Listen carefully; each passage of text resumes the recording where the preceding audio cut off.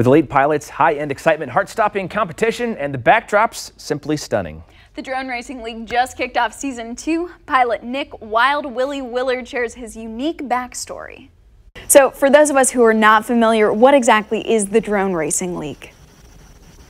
So the Drone Racing League is the only professional drone racing circuit in the world. And there's 18 pilots in it, and we go all around the world racing at crazy different venues.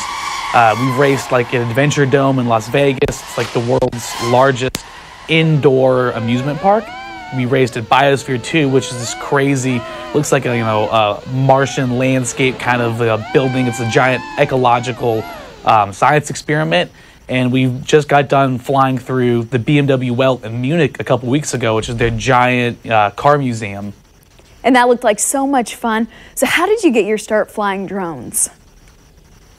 So I started flying drones about 3 or 4 years ago. I took an internship over my last summer in high school at a UAV lab at the University of Kentucky.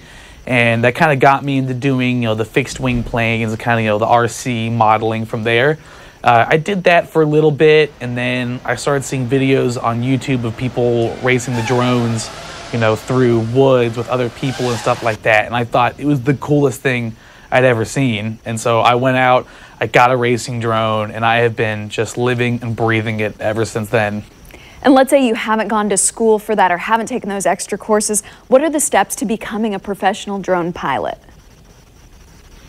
So the biggest thing of becoming, professional in the drone flying is you really have to get out there and you have to practice and train a lot. You've really got to push yourself.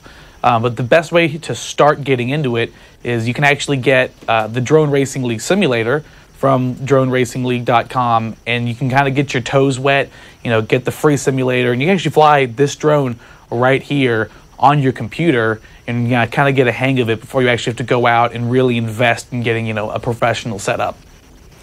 Now, your mom's a big part of your story and the show, so how does she influence you? I mean, my mom is my biggest fan by far. I mean, she loves everything that I do, and we're really, really close.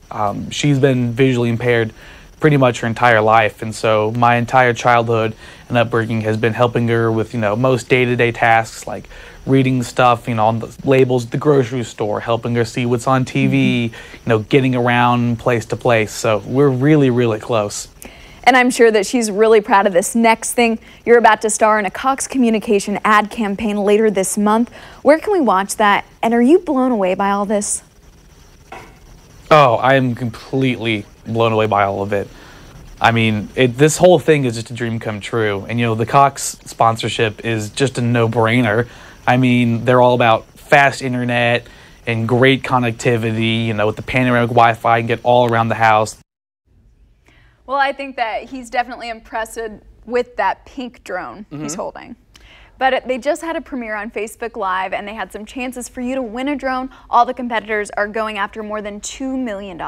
You know what? I would love to fly one of those things, but my problem with technology is I would get that off the ground, and then I would put it back into the ground at a high rate of speed and destroy it. I think the pink would kind of protect you from that, though. I don't think that the color has anything to do with my drone piloting skills. A man who wears pink or who has a pink drone, I think that says something. My lavender shirt doesn't really do it today. All right, I'm getting close. Go ahead. Okay.